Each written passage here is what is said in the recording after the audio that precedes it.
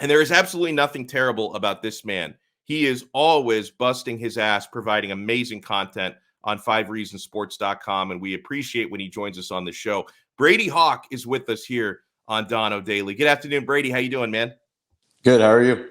I'm doing really well. And I've really been entertained by the pieces you've been writing at 5 Reasons because I need to get my heat fixed, right? Because we're in that awkward time between summer league and training camp. So I'm looking for whatever material I can. You're always providing that. Now, I wanted to ask you about a story that you wrote recently, Brady, if you can expand on it for our audience, because the Heat have made a ton of acquisitions this summer. The most notable of those being Kyle Lowry, which I think is going to make everyone better, right? Offensively and defensively. In all phases, Lowry's going to make this team better. But the acquisitions that the Heat are making, how is this going to affect Jimmy Butler? How will this change the way Jimmy Butler is used in Eric Spoelstra's system?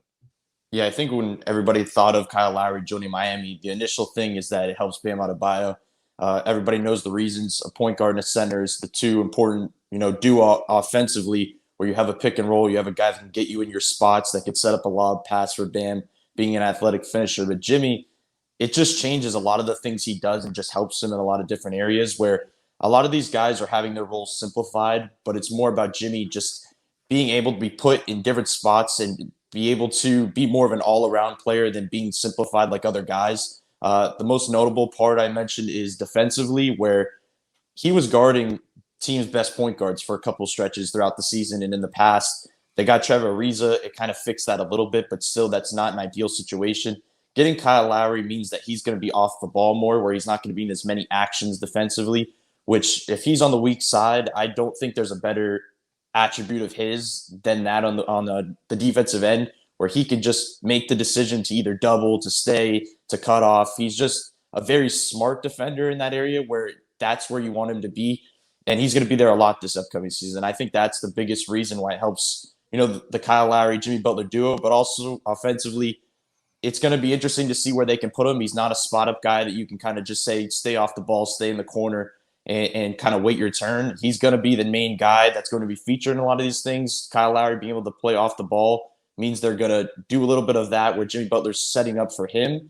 And it's just going to be, a lot of inverted pick and rolls where you have Kyle Lowry screening for Jimmy, because Kyle Lowry is one of the best screening point guards in the league. And getting that for Jimmy Butler is going to be great for him getting to the rim. There's really been a defense first mentality in the acquisitions made. And I think the Heat's defense is going to be dynamic. Do you worry at all about the scoring? Like when you were to compare the Heat to a team like Brooklyn, who's just going to be outscoring teams left and right, do you think the Heat have enough offensively? When talking about roster construction, you're just not going to build a team that can outscore the Brooklyn Nets. Like if you're Fair. trying to get a team that can balance them in a series, you're not going to fix it like that. Where defensively, that's a good counter. I feel like if you're going to build a team to try to take them down, that's a pretty good counter. When talking about, the scoring aspect, I think it's going to be more of the bench scoring. I think they're going to find ways to get Bam Adebayo an increase in scoring. Kyle Lowry's going to do his thing. Jimmy's going to score, no matter what. It's going to come down to, does Tyler Herro take that step into a just all-around bucket where you're able to put him in different spots? Is he hitting the spot up three? Is he able to create on his own without a screen and be able to score? That's going to be the question, because on the bench, it's going to be possibly Gabe Vincent running your backup one. You're going to have Morris. You're going to have Dedmon. It's not a ton of absolute creators where you're comfortable giving them the ball to go and score. Obviously, in an Eric Spoelstra team, they're going to stagger stuff. You're going to see Kyle Lowry on the floor with the bench. You're going to see Jimmy Butler on the floor with the bench. But it is the one area of this team, if there was a weakness, I would say it's shot creation off the bench. And like we always say, it's just going to come down to the development of Tyler Herro. If he can step up there, then all the worries kind of go out the window. I want to pick up on this comment here, this question from Ninja Viking. And guys, make sure if you're watching live right now, smash the like button, hit the thumbs up button. It finesses that algorithm. It lets more people know what we're doing here. But Ninja Viking says Bam hopefully develops more with scoring. Bam, to me, Brady, he's not peaked yet. I think he's going to continue rounding out his game and getting better over the next couple of years at least. So what do you see as being Bam's next piece of development? What do you think he's going to add to his game this coming year? Yeah, I think one thing I think he should add to his game, I think a lot of people want the three because that just maximizes everything. If you can find a way to get him a three ball, it's not as much corner threes because I don't think that really helps spacing at all. It's more about above the break threes where you can have a guy be able to pop out and really just bend the defense. But I think what it's going to be is probably post play. If you can find a way to get Bam comfortable in the post with his back to the basket, it changes a lot of things. If you look back to last year, if he put his back to the basket, you knew he was going to pass. He's a dynamic passer in the post where he's able to play make over the top of guys. That can be used as a weapon if he's able to score from there as well. If he kind of turned and faced up, you knew he was going to try to attack and score because he's quick off the dribble. He's not going to overpower centers. That's just he's not that type of big. He's not stronger than all these other bigs that he's going to go up against. But if he can find ways to mix things in where he could get into the post and turn into, a step back and fire away a jumper, that maximizes things. He's going to carry a lot of things over, but it's just trying to find a ways to expand the minor things in his game. And I don't see a way that he's not in the, in a good amount of 20 points per game next season. We talked a lot over the last few weeks about summer league performers. Were you surprised and disappointed, maybe both, about losing Herro to the Indiana Pacers? Was that a little bit out of left field, or were you expecting he was going to get sniped? No, I was expecting he was going to get the other two-way. So that did come as a bit of a surprise. But honestly, I wouldn't say it's the worst thing in the world. Like, obviously, he was a very talented player. He did a lot of things well. But much like, Marcus Garrett has something that what he is. He's a defensive guy. They've always kind of liked guys that have that premier strength where you could pick out when you see him play, you go, oh, that's his best ability. Herro didn't really have that. He just did a couple things well where now it feels like they're going to trend towards the Max Strus, Gabe Vincent two-way kind of mentality where you have, your defensive-minded guard. Obviously, they didn't know that at the time, but Gabe Vincent basically is a defensive-minded guard. And I think they're going to go the route of an RJ Nembhard type where he's just a pure scorer, hoping he can develop and plug in and just try to score the basketball and put the ball in the basket. That's the way I kind of see that going. I think they're probably more comfortable with doing that because obviously Garrett and Herro are two similar players, same size, same type of, play style to some degree where I don't know if they would have felt very, very comfortable with them playing because if injuries happen, these two guys are going to play. So maybe if they can mix it up and be more comfortable, if they can get a wing or possibly a guy that can stretch the floor as a big, even though they have Yurtseven, I don't think they'd go that route. But a scoring wing is probably the route they'll go, and I think Nembhard's probably the guy. I like this comment from this username. I can't tell if this is like a default name or if this is just a really creative thing they came up with. AirPod user 223. Welcome. Miami is a finals to conference finals team. Now, Brady, on paper, I don't think I agree because, to me, Brooklyn and Milwaukee look better than Miami. So mathematically, I don't see how they get to the Eastern Conference Finals. But I guess it would probably depend to me on the health and consistency of Brooklyn and their stars because, they do have guys who miss a lot of time either due to injury or, personal reasons like Kyrie. You never know what sort of a mindset he's going to be in. So do you think if Miami was going to get to the Eastern Conference Finals, would it be likely supplanting Brooklyn or Milwaukee? Like, who do you think they would have to displace to get there? Yeah, to your point, I think if I was betting right now, I would say it would be to replace Brooklyn because in that type of environment, I just don't trust their top guys to actually play. In Milwaukee, we've seen them, most of their guys are playing games. They play a lot of regular season games. They lost PJ Tucker. They lost Bryn Forbes. They lost a couple guys.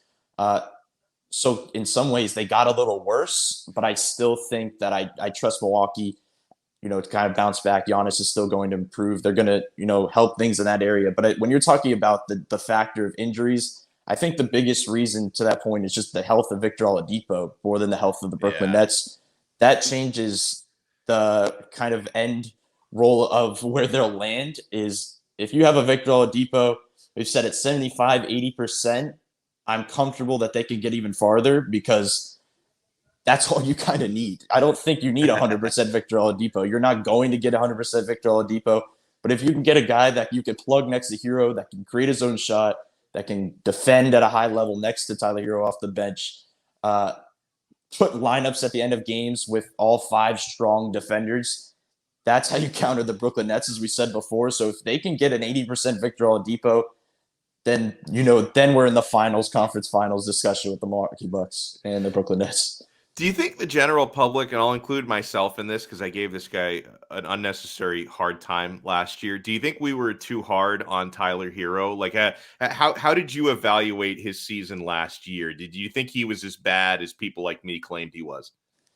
I did not think so. I think it was just more of the same things you saw. I've been saying over and over, it was just expectations more than anything that hurt him. People were expecting a leap, as everybody should. He was just put on a very good performance in the bubble. We saw what he was capable of doing with the ball in his hands and scoring.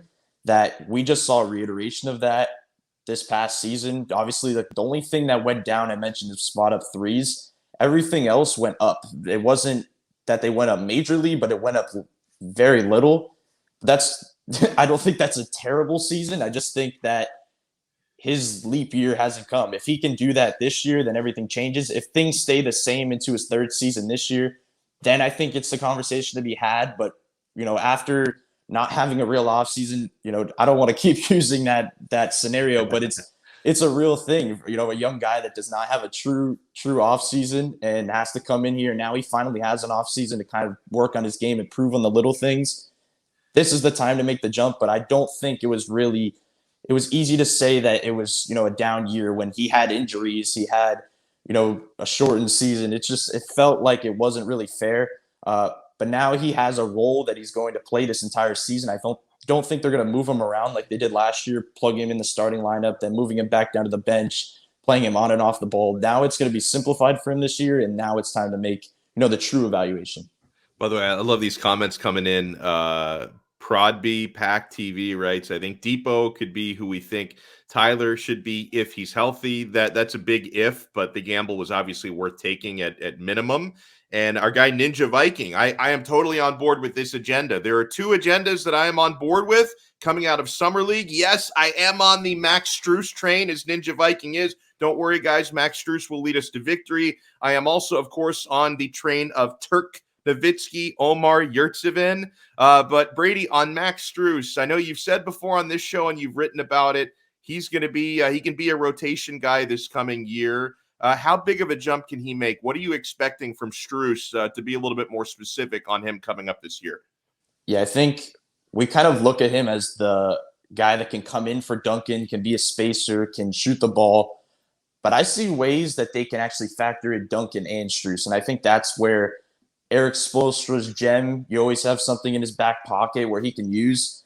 I wouldn't be surprised in the playoff series if if Streus was in the rotation by that time, if he threw in some Streus Duncan lineups, because you can have a guy that has the gravity to pull everything away from the action and then put Streus in the action. It just feels like something Spoelstra would use over and over. But I just feel like he's a spot-up guy that can knock down a contested 3. He's not altered by any type of contest. He's just a different type of shooter. He's physical. He's not a super strong defender, but he can guard posts. He's big. And, we've seen a little bit of expansion in his game with off the dribble shooting in Summer League. We see that a lot with guys, and it doesn't really translate over. But some of the stuff he was doing with some of the crossovers into step backs and pump fakes, and that stuff looked legit, where you can see some ways that he can utilize that in a real setting. And, not to go too far back, but just looking back a year ago when he was being plugged into lineups where he had no experience at all, he was doing the same stuff he did in Summer League. Like, this is not a fluke that it's just against this type of competition. He was doing this with no experience against real competition, where if he gets, a real role and is able to play over a long span of games, I can definitely see a way that he can be really effective offensively. I love it. Our Tuesday chats here with Brady Hawk never disappoint. Brady, thank you so much for taking the time. Before you run, let people know if you have anything in the works for this week, because you always do a great job publishing good stories, 5reasonsports.com. You working on anything this week?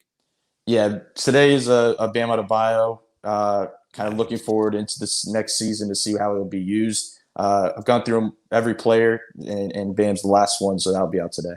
Oh, that's awesome. Well, make sure you guys follow Brady at Brady Hawk 305 and make sure you check out his work at the 5 Reasons Sports Network. Brady, thank you so much, man. Enjoy the rest of your day. Appreciate it. Thanks for having me on.